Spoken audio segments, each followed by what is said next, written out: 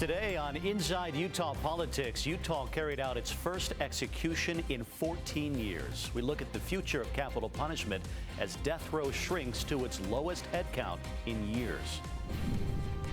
Could we see a Utah lottery? How a local lawmaker hopes a new version of the idea could pass in the next general session. Today, when I woke up, I thought, I'm going to be meeting with Senate 4. I better put on my game, and here I am showing off my socks. And actually, they're okay, but I can do better. He can do better, he says. Representative John Curtis sits down with Inside Utah Politics. We dive into some of the hottest issues of this year's Senate race. Time now for Inside Utah Politics. Thanks so much for joining us, everyone. I'm Brien McElhatten. Let's go inside Utah politics now. Utah has executed its first prisoner in 14 years. Tabron Honey died Thursday morning by lethal injection shortly after midnight.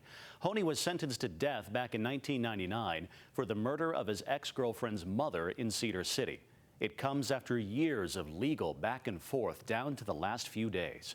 The process wasn't carried out without some controversy, sparking protests both outside the prison and at the state capitol for most of the day leading up to the execution.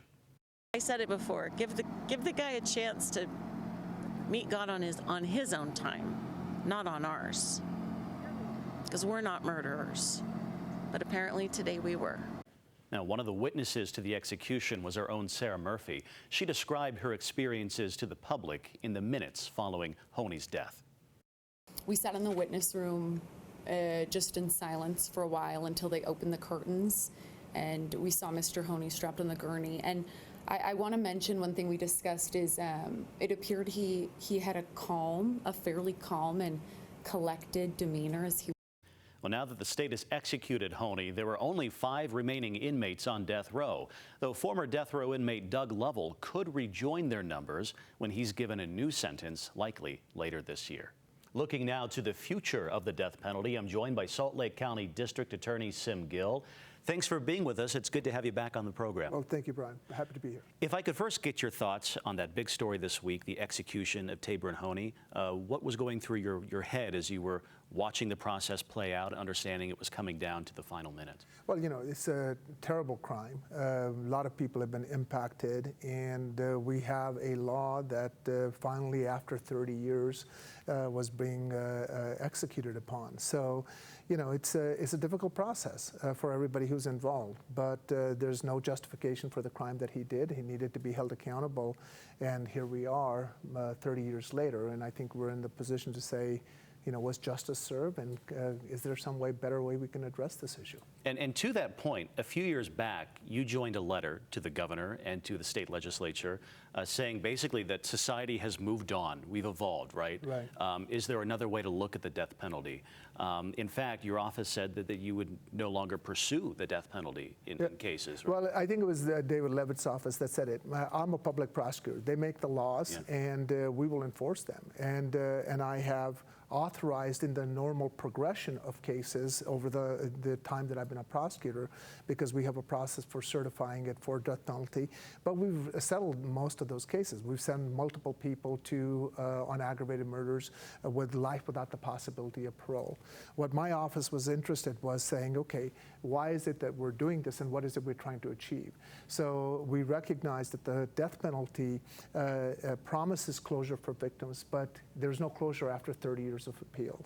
It says it wants to deter crime, but we know that it doesn't deter crime because where the death penalty is active, violent crime rates are actually higher. Where it says that it maybe saves money, but it doesn't. It costs more money to put somebody to death than to give them life without the possibility of parole.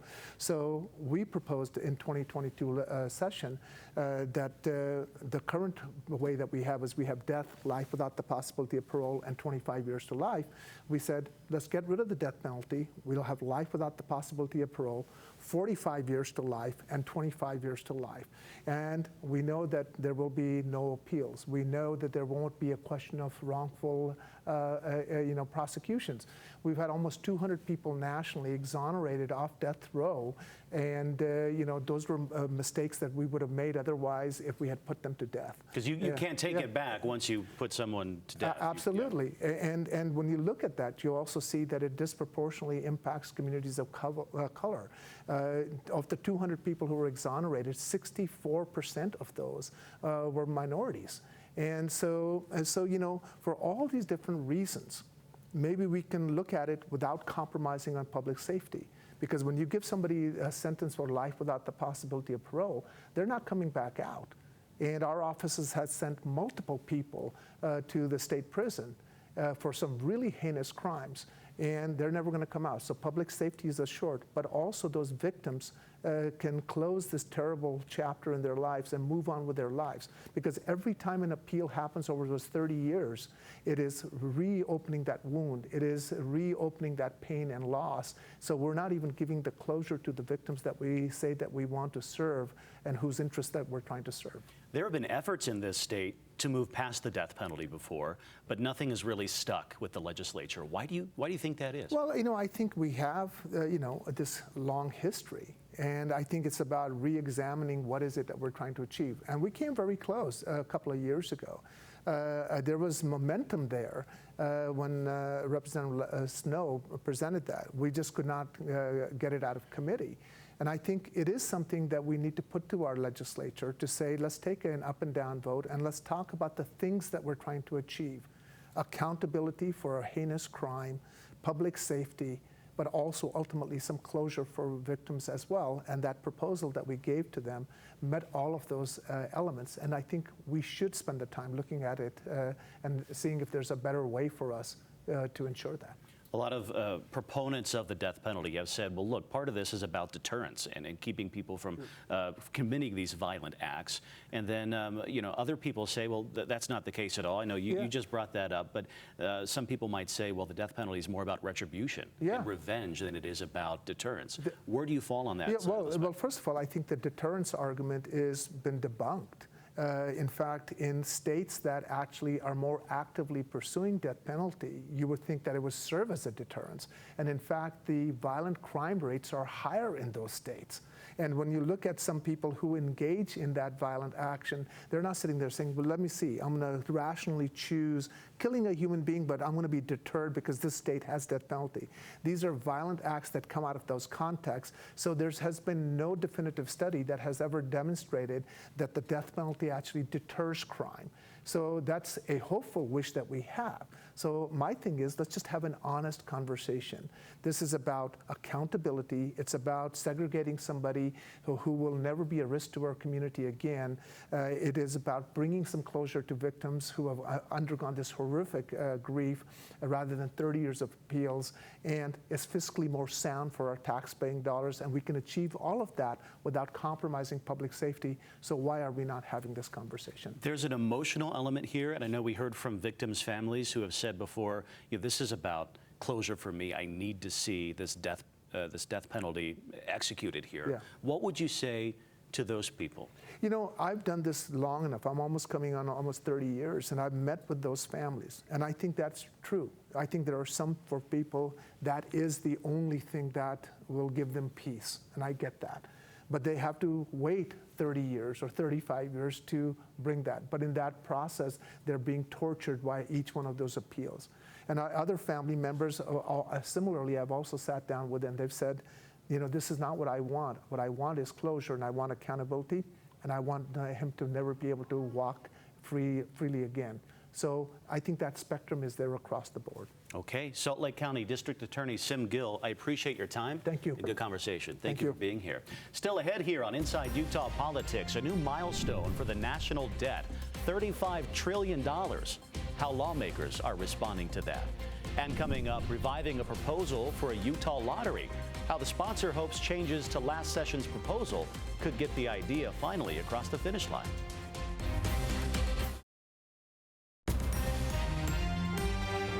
Welcome back, everybody. For the first time in our nation's history, the national debt surpassed $35 trillion. And our Washington correspondent, Vinay Simla, tells us why economic experts are on high alert. The United States is now more than $35 trillion in debt and adding to it about $78,000 per second over the past year, nearly the average yearly salary for a person living in New York. The path that we're on is unsustainable. Jerome Powell, the chairman of the Federal Reserve, warns You can't run these kinds of deficits in good economic times for very long. Democrats blame the Trump administration tax cuts. Congressional experts estimated it would add nearly $2 trillion to the debt over 10 years. It was costly, it was regressive, it did not pay for itself. And Republicans blame the Biden administration's American Rescue Plan intended for COVID relief. It delivered $1,400 stimulus checks. $1.9 trillion of totally unnecessary spending. While the political parties argue over who's responsible, the Congressional Budget Office says Congress controls less than a third of the annual budget.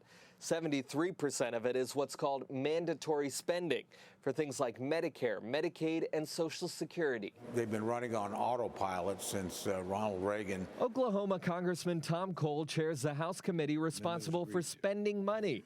He warns Congress needs to do something to get mandatory spending under control. Neither side has been honest with the American people. Both Cole and Powell say acting sooner is better. In Washington, I'm Vinay Simlot. A Utah lawmaker is planning to revive a push to bring the lottery to Utah. Right now, Utah's constitution bans gambling, including lotteries, and Utahns spend about $200 million a year on lotto tickets in other states. A proposal for an amendment to change that failed last legislative session. Republican Kara Birkeland says that bringing a lottery to Utah is a short-term solution to bring revenue to Utah while property taxes are high, especially in rural areas. We need to have honest conversations. If it's not the lottery, I'd love to hear from my colleagues and people who are opposed to this. Then what is it? What can we do that's realistic, that is going to help people stay in their homes? Birkeland says she's received some pushback since the last legislative session, and this year she's pushing for it to only be available in certain areas instead of statewide. But some of her colleagues, well, they're still skeptical. First of all, a lottery is a tax on the people that purchase lottery tickets. And the vast majority of people that purchase lottery tickets are on the lower income, the lower income side of things. As for Birkeland's proposal, it should come up for consideration in January of 2025. We'll let you know. A parody Kamala Harris retweet from Elon Musk is reigniting a push to regulate deepfake technology before the November election. Deepfakes are AI-generated images, videos, even sounds designed to be identical to the real deal. Our Washington, D.C. correspondent Raquel Martin has more on this. The U.S. is hurtling toward a consequential presidential election without federal regulation on deceptive deepfakes in political ads. I'm not sure there's the political dynamic that's going to get this thing across the finish line. For months now, Robert Weissman with Public Citizen has pushed the federal government to ban political deepfake images, videos, or voiceovers, which are increasingly harder to detect. So it's entirely possible that we're going to have late-breaking deepfakes before Election Day that show a candidate drunk or saying something racist or behaving in an outrageous way when they never did any of those things. The Federal Communications Commission is racing to finalize a rule mandating all TV and radio political ads made with AI include a disclaimer. You're up against a tight timeline now, though. Nearly 24 states already passed bills to clamp down on AI-generated images. However, federal legislation remains stalled. I object. Citing First Amendment concerns, last week Senate Republicans blocked two bipartisan bills, one to ban deepfakes in political ads, another to label political ads that use AI, like the parody video recently shared by ex-CEO Elon Musk. The video uses AI to impersonate the voice of Democratic presidential candidate Kamala Harris. There was no disclaimer. I just think it's outrageous if we let this continue. Democratic Senator Amy Klobuchar is promising to keep up the pressure once lawmakers return to Washington this fall. In Washington, Raquel Martin. Coming up here on Inside Utah Politics, a sit-down with Congressman John Curtis, where the Republican nominee for Senate stands on some major issues with just 3 months to Election Day.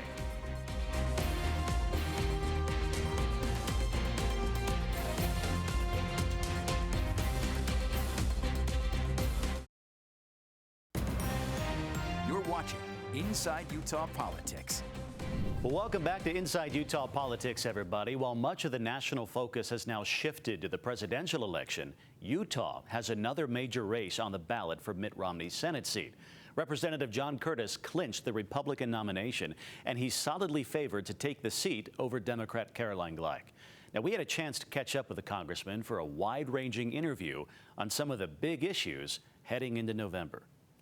Curtis has centered public land concerns in this campaign. It's the subject of this campaign ad that ran during the primary election and the first issue he lists on his campaign website. The most visible public lands issue in the state these last few years has been management of the Bears Ears and Grand Staircase Escalante national monuments. When I first came into office in 2017 was just a couple of weeks before President Trump repealed Bears Ears. And I jumped in to a public land situation that I didn't have any experience with or any knowledge. 7 years later, I now have 7 years of experience and understanding, and I feel very strongly that the answer is to stop these these presidential back and forth executive orders and push something forward legislatively. If people will go look at the Emory County Public Lands Bill, which we did after Bears Ears, they'll see what, in my opinion, is a textbook case of how to handle that. Through congressional legislation, we designated where you can recreate, where you can graze, where you can extract, and where we will protect. And interestingly, when we brought these stakeholders together, who rarely agree on anything, we actually were able to have consensus when people kind of left the winner-take-all mentality at the door. So what would I do with Bears Ears and Grand Staircase? I would push for that same legislative process to once and for all end the back and forth and solidify it. And I do believe we can find that same consensus that we found in Emory County. Curtis refers to the Emory County Public Land Management Act of 2018, which he sponsored. It saw over 500,000 acres of Utah land divided into heritage sites, conservation areas, state parks, and other categories with varying levels of protection and local versus federal management. This interest in conservation is necessarily balanced against the congressman's interest in developing domestic energy sources. Curtis is the founder and chair emeritus of the Conservative Climate Caucus and has advocated for nuclear energy as a key tool in meeting energy needs while cutting emissions. But uranium mining has had a run of controversy here in Utah between the new mine opening near Bears Ears and the Navajo Nation protesting against uranium trucking through their land. I think it's first of all fair to recognize apprehensions on behalf of people.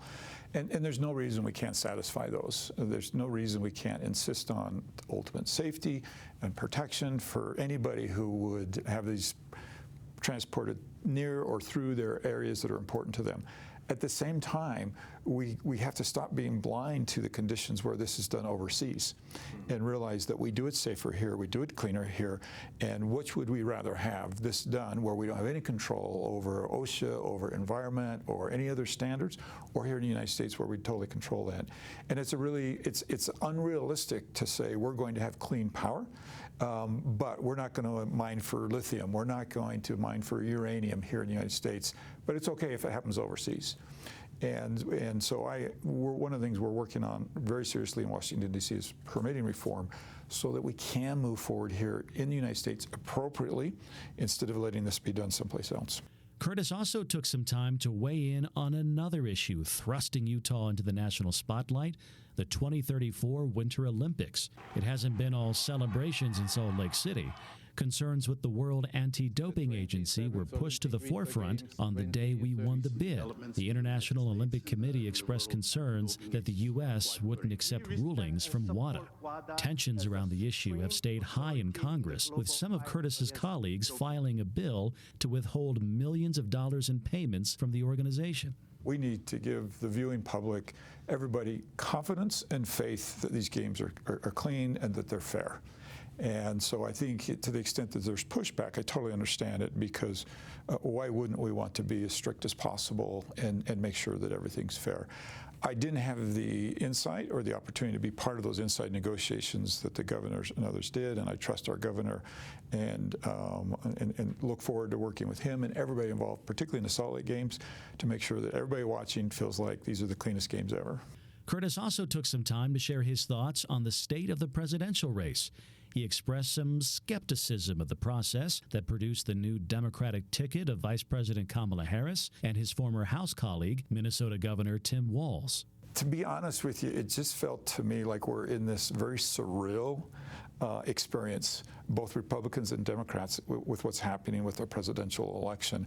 And it's hard for me to land this plane and tell you exactly what I think of both candidates, both vice presidents, because this is just places we've never been before. To be frank, the Democratic presidential candidate was not vetted. Her vice president was not vetted. What we find out, do we have enough time to do what Americans expect through a normal presidential election in the next 3 months is really challenging. He also spoke to his relationship with his party's nominee, former President Donald Trump.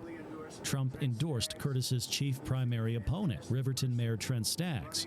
Now, Curtis says he's committed to supporting Trump as the party's nominee, but won't hesitate to push back when they disagree. Well, I've said that I would support the Republican nominee months and months and months ago, and I think that's important for people to understand. I also don't like this kind of false narrative that's been set up that you have to be all in or all out on somebody. And if you look back at my past, I have a 94% voting record with President Trump. I actually have campaigned for him out of state in 2020, but that doesn't mean no matter what he puts forward that I'm going to support it. And I'll give your listeners a really good example. We spent too much money under President Trump, and I opposed his budgets. So I'm trying to set up the dynamic of working together with the president on things that are in harmony with Utah's values, but not being afraid to oppose the president when I find things that I feel like are against Utah's values, like increasing the deficit. And so for that reason, I have been very nuanced in my approach. The endorsement word to me is just doesn't fit what I'm trying to do and accomplish. So it's not that I'm running from it or running to it, but rather trying to set up a relationship that is most productive for Utah. Abortion is one issue where Curtis and the former president have some overlap. Both earlier this year made a point that they believe it should be handled on the state level. Curtis in the past has gone further, saying in a 2022 debate that he wished women could decide the issue. And now he tells ABC4 that though the temperature around the issue has remained high since Roe v. Wade was overturned, the proper process is playing out across the country. Well, listen, I think what's happening is exactly what our founders intended. And by the way, it's not intended to be easy or quick. And so for many years, we had the paradigm that this was a federal issue that got pushed down to the states. Nobody should be surprised that it's going to take states some time to work through this and find out what their voters want from their elected leaders. And I think that's what you're seeing in Utah right now. And I think as that process weeds itself out, and as you have 50 different experiences around the country, I think we'll get to the right place. And by getting to the right place, I think that reduces the temperature. Curtis has faced criticism over abortion and reproductive health from his Democratic opponent in the Senate race, Caroline Gleich. She's implied that Curtis and his Republican colleagues don't have a commitment to protecting procedures like in vitro fertilization. That's a charge the congressman denies. It's unfortunate politicking. She actually points to a bill that I didn't vote for to make that case. It's just simply not true, and it's grandstanding and actually turning up the heat on an issue for politics only.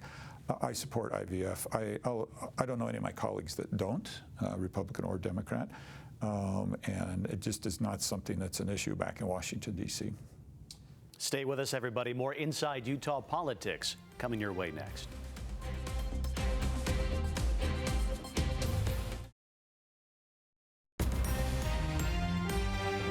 That does it for today's Inside Utah Politics. Don't forget, if you have any local political stories you'd like to see, make sure to reach out to us. You can email InsideUtahPolitics@abc4.com. You can also follow along with me on social media, on X at Brien Reports, and on Instagram, search for Brien McElhatten.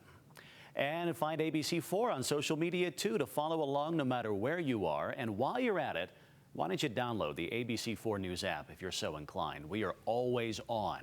Thanks so much for being with us, everybody. We'll see you right back here next week.